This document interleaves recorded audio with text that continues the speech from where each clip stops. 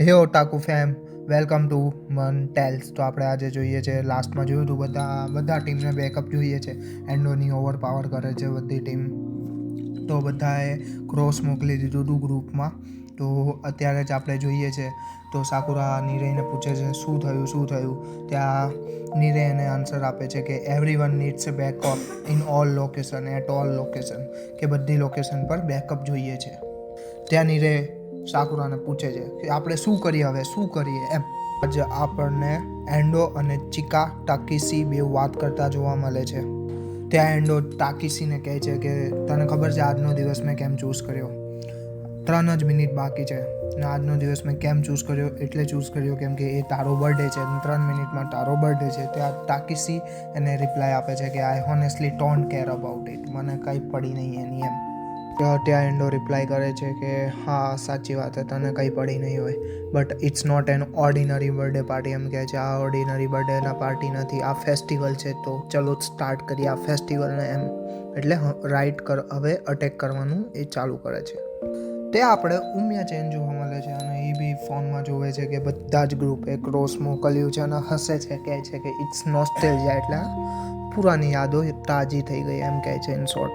અને કહે છે don't you think so guys, એટલે બીજા જે લીડર્સ હતા તમને બી એવું જ લાગે છે ને એમ. ત્યાં આપણે મિઝુકીની ટીમ જોઈએ છે, ત્યાં બી મિઝુકીને એ બધા પૂછે છે આ તો બહુ બધા છે એમ. તો એ હસવા લાગે છે અને કહે છે આ નોસ્ટેલ્જિયા છે એમ, જૂની યાદો પાછી આવી ગઈ એમ.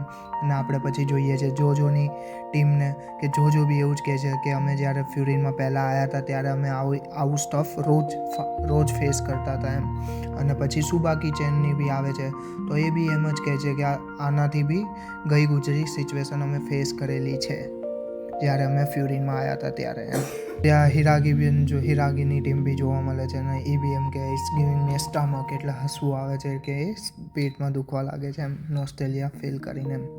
ત્યાં આપણે સાકુરા જોવા મળે છે અને સાકુરા એમ કહે છે કે આ પહેલી વખત નહીં કે આવી સિચ્યુએશન ફેસ કરીએ છે, તો તમે લોકો મારી સાથે આવો છો કે હું એકલો જ આ બધા ગાઈસને રોકવા જતો રહું એમ.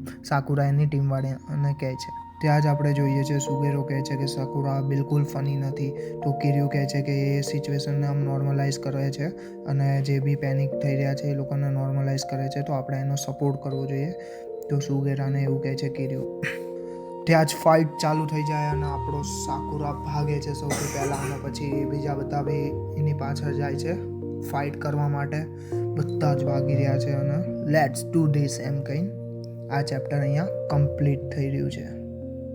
સો મજા આવી. હા, તમે લોકો કહો છો કે ગુજરાતીમાં એક્સપ્લેન ના કર, તો હા, આપણે હવે સોલો લેવલિંગ જે લાવવાના છે આપણે ગુજરાતીમાં એક્સપ્લેન નહીં કરવાના, આપણે એ હિન્દીમાં એક્સપ્લેન કરવાના છે. તો સાથે બનાવ્યો આ ચેપ્ટર અહીંયા જ ફિનિશ થાય છે અને નેક્સ્ટ ચેપ્ટરમાં આપણે ફાઇટ જોઈશું, જે બહુ જ મજા આવવાની છે. સો તમને કોન્ટેન્ટ સારું લાગે છે તો ફોલો કરો, એટલે સબસ્ક્રાઈબ કરો, લાઈક કરો અને કમેન્ટ કરો. Thank you guys for watching. So bye bye.